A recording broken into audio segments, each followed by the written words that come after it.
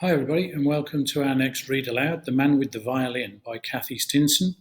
This book actually won the Canadian Children's Literature Award. It's a true story. Again, brilliant illustrations. I'll try and show you as we go. Dylan was someone who noticed things. His mom was someone who didn't. You can see here, look, in line with Dylan's eyes, you can see everything that Dylan sees as he's going along, and his mum isn't seeing anything. I think she's just thinking about what's coming up in the future. She's not really thinking about what's happening now. There they are, walking into a busy place. One Friday in January was a day like any other until music. The high notes soar to the ceiling.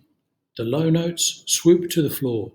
All the notes swirl and sweep around the blur of people rushing here and there. The music is telling an exciting story. It makes the hairs on the back of Dylan's neck tickle. Mom, wait. You can see the notes swirling up and down. The man with the violin sways this way and that.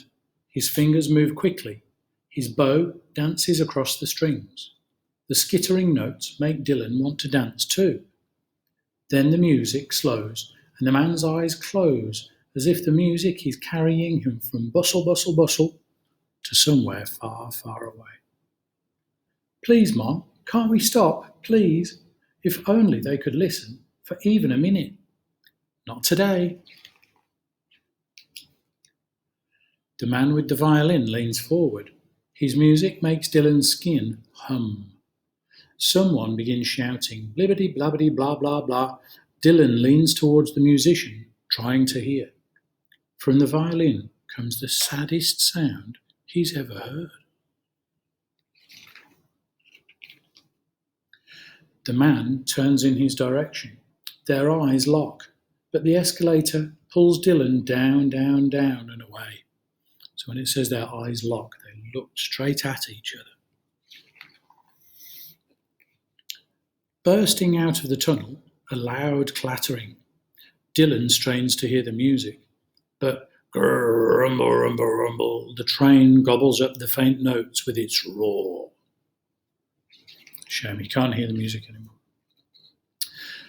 But all day the music Dylan heard that morning plays in his head, and look how it's making him feel. He's not literally flying, but he feels like he is because he feels so great after listening to the music. On the way home, he says, Mom, do you think maybe that man will still be there? His mom says, What man?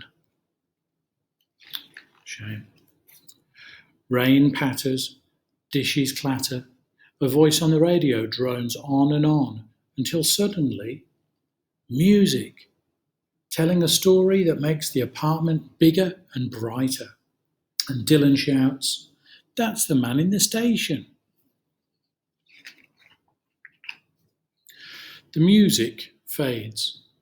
The voice on the radio says, Today, over 1,000 people had the chance to hear one of the finest musicians in the world. Joshua Bell was playing some of the most elegant music ever written on one of the most valuable violins ever made. Yet few people listened, even for a minute. Dylan says, I knew it. We should have stopped. We should have listened. Into a pot of bubbling water spills the spaghetti. Again, the musical story slips and slides through the air, and Dylan can almost see the man with the violin standing on tiptoes to reach the high notes. And there he is, enjoying being carried away by the music. Dylan, you're right. His mom turns up the radio, loud and sweet. The music fills every corner of the apartment, and together Dylan and his mom dance. Together they listen. And that's the end of the story. What a nice end to the story. Dylan got to spend time with his mum, listening to some music. Maybe today you'll get time to listen to some music too. So that was a true story. People pay a lot of money to go and see Joshua Bell plays violin, but that day they had the chance to hear him play for free. And do you know, who do you think it was that wanted to stop more often and wanted to stay and listen? It was the children. So the children walking through the station wanted to stop, but often their parents didn't have the time. True story. Hope you have a great day. That was The Man with the Violin, and there'll be more read alouds tomorrow. Thank you.